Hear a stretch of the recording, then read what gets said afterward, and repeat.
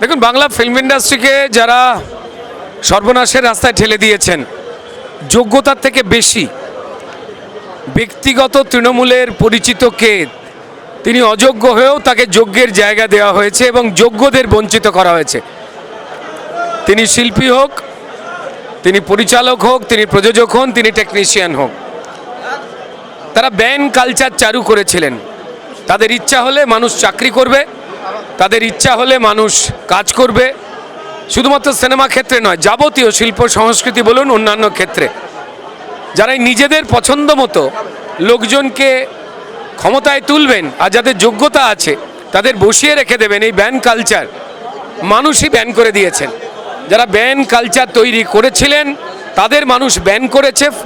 অপরাধের নোটে গাছটি মূললো, তো ফলত সবাই যোগ্যতা মেনেই কাজ করবে। তবে কখনোই দেশ বিরোধী কথাবার্তা বলে বা সনাতন বিরোধী কথাবার্তা বলে তো ভালো থাকা যায় না। আশা করব বাকি সবাই সেটা মেনটেন করবেন, কাজ হবে যোগ্যতা অনুযায়ী।